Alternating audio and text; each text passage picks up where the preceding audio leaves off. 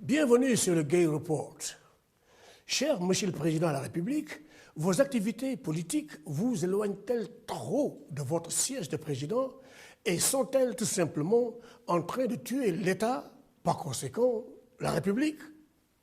Êtes-vous vraiment informé et bien informé sur la situation sociale interne du Sénégal? Ou bien tournez-vous tout simplement la tête vers l'autre côté? Nous nous posons la question chaque jour. Nous qui vivons le réel quotidien avec ce nouveau narratif sénégalais, nous voyons bien la vague noire de l'anarchie déferler sur notre pays. Une anarchie huilée par la réaction empirique de Sénégalais déçus de la pratique de l'État, du fait de l'obscurité dans laquelle nous vivons. Car, Monsieur le Président de la République, la lumière que nous apercevons au fond du tunnel n'est en réalité que la torche d'un voleur.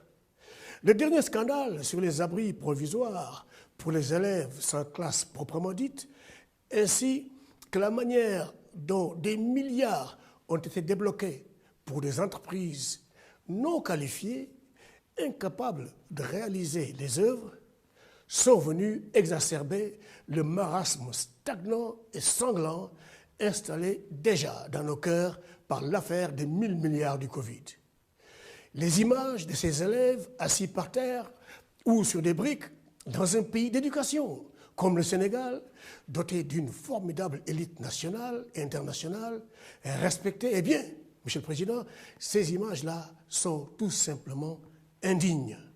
Ces scandales qui tuent les espoirs des Sénégalais en éliminant le sens de l'égalité ont déjà mis le feu sur le chemin qui mène à la présidentielle de 2024. Alors, dites-nous, Monsieur le Président, que font encore autour de vous ces seigneurs de la corruption et leurs vassaux?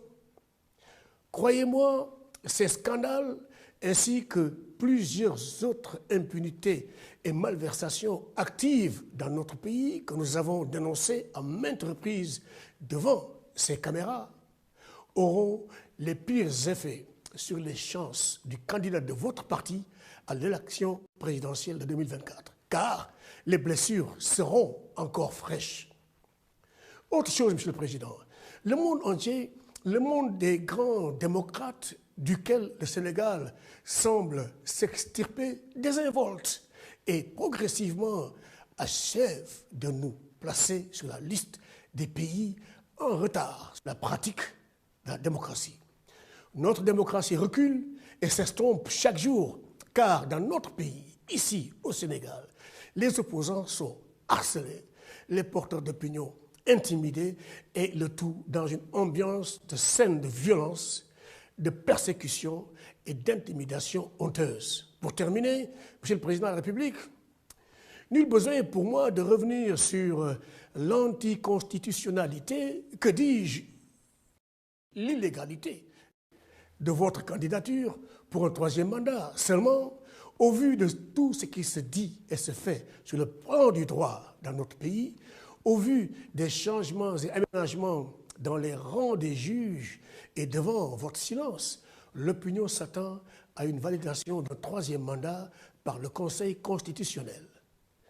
Mais nous restons fermes et nous ne vous voyons pas briguer un troisième mandat. N'en déplaise à ceux de vos souteneurs qui parlent de deuxième quinquennat. Ces gens-là, savent-ils que s'il s'agissait d'un deuxième quinquennat, il leur faudrait bien nous dire quand, au début de ce premier quinquennat, vous avez procédé à une déclaration de patrimoine.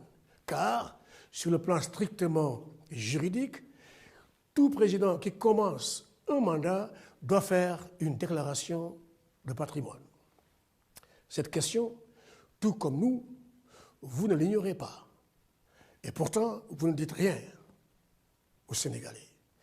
Vous ne communiquez point là-dessus. Mais, cher Monsieur le Président, ne pas communiquer, c'est communiquer. Et nous avons bien reçu le message.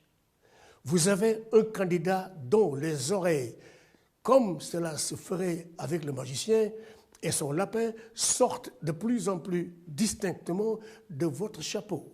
Un candidat dont le choix rassemblera la grande famille libérale de votre parti originel, le PDS, un candidat qui vous permettra de sortir par la grande porte et de conserver tous vos mérites et succès d'ancien président du Sénégal, d'ancien président de l'Union africaine, un candidat qui vous permettra de dire aux Sénégalais, je vous l'avais dit, ce mandat est mon dernier.